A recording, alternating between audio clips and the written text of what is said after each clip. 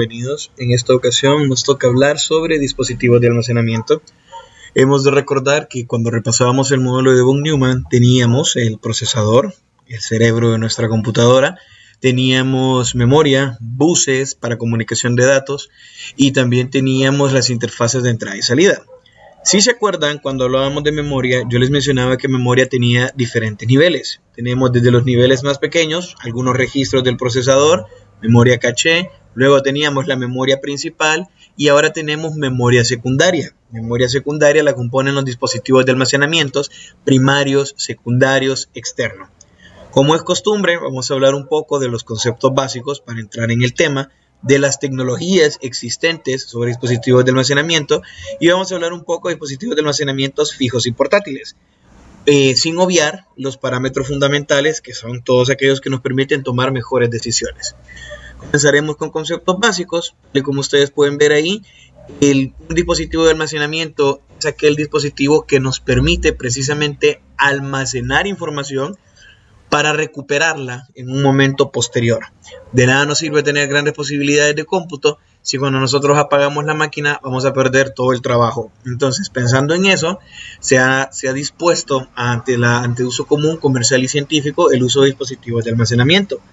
El inconveniente principal, como todos ustedes recordarán, es que entre más grande el dispositivo de almacenamiento, entre más grande la memoria, pues cuesta más recurso poder acceder a ella. Tenemos métodos de conexión. Los dispositivos de almacenamiento se conectan como cualquier otro dispositivo, haciendo mención o haciendo énfasis en las tarjetas de expansión, solo que nosotros los podemos conectar estos mediante puertos USB externos o internos, algunas ranuras de la tarjeta madre como SATA y de PCI Express. Ahora hay una nueva tecnología, NVMe, que son discos de estado sólido con una velocidad muy buena para trabajar. Y capacidad.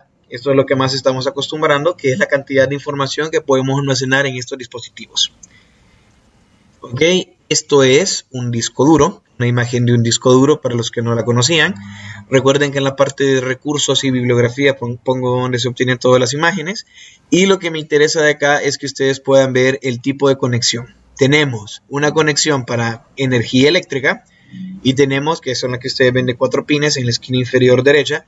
Y luego tenemos una serie de pines dispuestos en 2 filas, que este es un puerto de comunicaciones IDE. Acá tenemos un mismo disco duro, pero la comunicación es SATA. Pueden ver que la energía, que son donde ustedes pueden visualizar 2 cables negros y 2 cables de diferente color, rojo y amarillo, también cambian. Ya no son como estos 4 pines de acá, sino que ahora se conectan mediante una faja un poquito más elegante. Y el cable SATA es ese cable rojo que ustedes pueden ver a la par. Yo puedo conectar siempre el cable SATA alimentando el dispositivo con un modo de alimentación convencional. Esta ranura de acá es para dispositivos de almacenamiento SCSI. Estos son dispositivos NVMe, que son los que les mencionaba. Algunos se comenzaron a conectar en PCI Express. Todos los que yo he visto son estos de acá, NVMe, como les he mencionado. Este es un disco de estado sólido, marca Samsung. Y bueno, un disco externo que ustedes mejor que nadie lo sabe conocer ya. Memorias con tecnología flash. Estas unidades zip fueron muy famosas y últimamente yo no las he visto. Bueno, unidades básicas. Nuestra unidad elemental, nuestra unidad mínima es el bit, un 1 o un 0. Un byte, que es un conjunto de 8 bits, y luego vamos de 1024 en 1024. Hay tamaños de memoria mucho mayores, pero dejémonos en petabytes. Velocidad de transferencia de datos se mide en bit por segundo, BPS, la cantidad de datos digitales que se mueven de un lugar a otro en un momento dado. Recuerden que todo lo que nosotros tenemos de manera digital está dispuesto en códigos binarios, almacenados en unos y en ceros. Entonces yo necesito jalar esas cadenas de bits por mis canales. Acuérdense que ahora los buses de datos se convierten en canales y están multiplexados. Entonces esos bits por segundos son cuántos bits puedo yo transmitir en cada segundo de tiempo. Algo que nosotros estamos acostumbrados, que hemos hablado en la clase y que no habíamos detenido hablar formalmente, es sobre el formato de almacenamiento o el sistema de archivos. Esto ustedes lo ven mejor en sistemas operativos, pero es el componente del sistema operativo que se encarga de administrar la memoria de cada dispositivo. Es decir, dictamina el espacio disponible para asignarle a los archivos, ordenarlos y permitir el acceso a ellos y administrar el espacio libre de las unidades de almacenamiento. Sistema de archivos o formato de archivos es la tecnología en la cual yo voy a disponer los bloques en las que se almacenarán los unos y ceros. Y yo siempre he mencionado, usted puede ver que algún servidor en la web dice que un archivo mide tantos kilobytes. Cuando usted lo descarga, el tamaño es ligeramente diferente.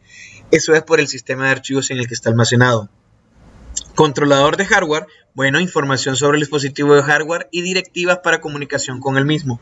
Acuérdense, cada dispositivo, cada componente respeta el mismo modelo. Tenemos nuestros procesadores, nuestras memorias, nuestras interfaces. Estas unidades de almacenamiento tienen un controlador de hardware. Cuando yo lo conecto a la tarjeta madre y quiere comunicarse con él, el procesador principal, el de nuestra placa, bueno, pues hay un microchip, hay un circuito que le dice la identificación del dispositivo y demás información del mismo, incluyendo cómo comunicarse con él. Finalmente, vamos a hablar un poco de tecnología de almacenamiento, que es la que permite grabar y recuperar la información en este medio. Ojo, no estoy hablando de recuperar en el sentido de que se ha dañado y tengo que recuperarla. No, sino de recuperación, el hecho de llegar hasta la posición en memoria de almacenamiento en que se encuentra y hacerme con ella para poder manipularla. A eso se refiere recuperación. Hablamos de estas tecnologías, pues almacenamiento en la nube, se basa en almacenar en Internet, generalmente en Internet, en repositorios de datos, toda la información. Google Fotos, Google Drive, OneDrive, SugarSync, sin tener que estarle dando a ellos publicidad, Dropbox, son repositorios de datos. Ese es almacenamiento en la nube. Igual nuestros correos electrónicos, ya sea de Yahoo, de Gmail, de Hotmail, de MSN, se almacenan en algún lugar. Se almacenan en discos duros, discos de estados sólidos, tecnologías flash que están en servidores en algún lado. Y nosotros generalmente decimos que están en la nube, pero acordémonos que al final están en una computadora. Lo que me recuerda a motivarlos a ser socialmente responsables. Limpien sus bandejas de entradas. Recordemos el daño que le hacemos al medio ambiente por cada 50 correos electrónicos que almacenamos sin necesidad de tenerlos ahí. Por favor, sea consciente, sea responsable. Igual si está trabajando en grupo, no ande adjuntando documentos. Cree en su repositorio de preferencia una carpeta y solo comparta la URL para que todos puedan acceder a ella y no grabar una copia del mismo. Bien, flash de alta capacidad, almacenamiento en transistores que evitan su borrado, no es memoria volátil, las pendrive, que nuestros amigos de Costa Rica dicen llave maya, otros que dicen memorias USB, ya las conocen, de diferentes formas, de diferentes capacidades. NVMe es el uso de ranuras PCI Express especializadas para obtener una excelente velocidad de transferencia de datos. La tecnología Intel Optane generalmente utiliza este tipo de ranuras. Y almacenamiento definido por software, pues nosotros tenemos los discos magnéticos, grabación no volátil que emplea magnetismo para grabar datos digitales en discos. Utilizan una cabeza que recorre las pistas del disco y puede leer o escribir en las mismas. Estos discos magnéticos generalmente son los discos duros, pero también tenemos cintas magnéticas, disquetes, discos que ya no se utilizan de 5 1/4. Bien, Dropbox, Amazon Drive, OneDrive, Google Drive, SugarSync son tecnologías en la nube. Las famosas pendrive, las USB Flash Drive, esta es una Hyperparator de 1 terabyte. Y tenemos otra, miren, una Patriot Supersonic, magnífico, $164. Este precio era finales del 2018, si mal no recuerdo. Es medio tera de información. Aquí tenemos el nuevo puerto, un Intel Solid State Drive. Ya vamos a hablar de los discos de estado sólido.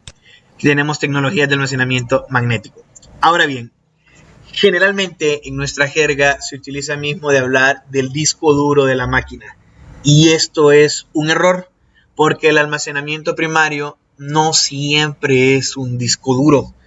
A veces es un disco híbrido, a veces es un disco de estado sólido. El problema es que se nos ha arraigado la costumbre de decir, vayan al disco duro, en el disco duro, su disco. No, a veces es disco de estado sólido, entonces mejor si mencionemos, referirnos a él como disco.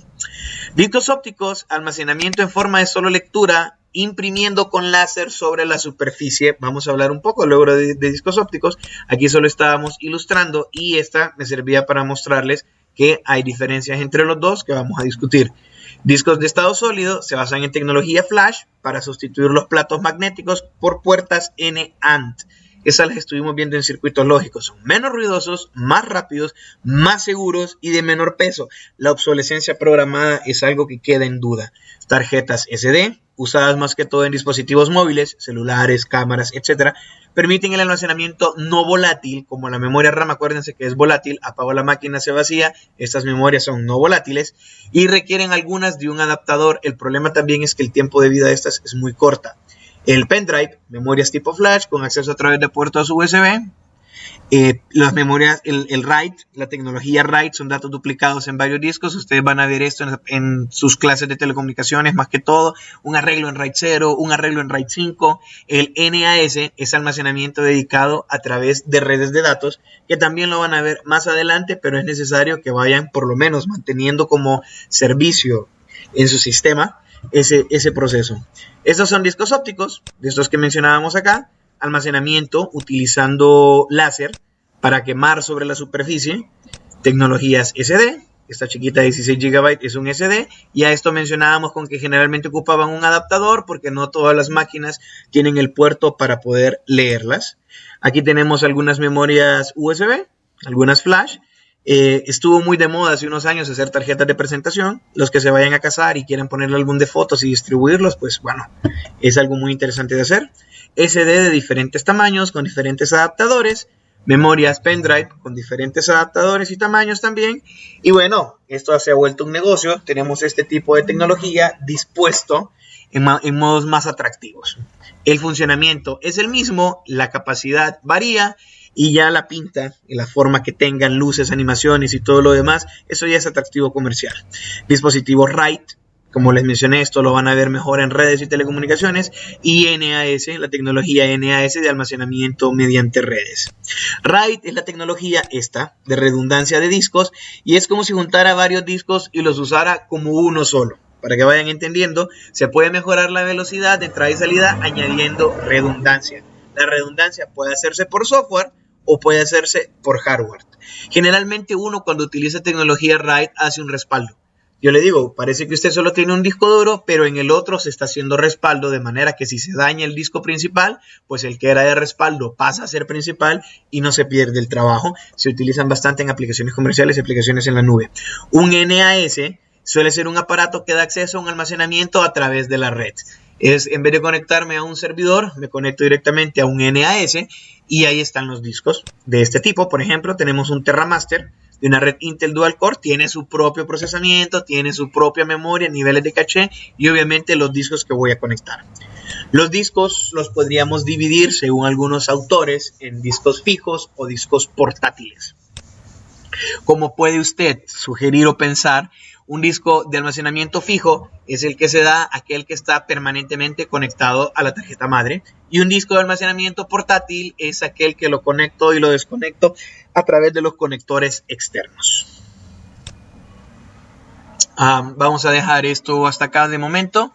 Necesito que cualquier duda me escriban en los comentarios o me manden a WhatsApp. Y más nada, esperen más instrucciones de mi parte.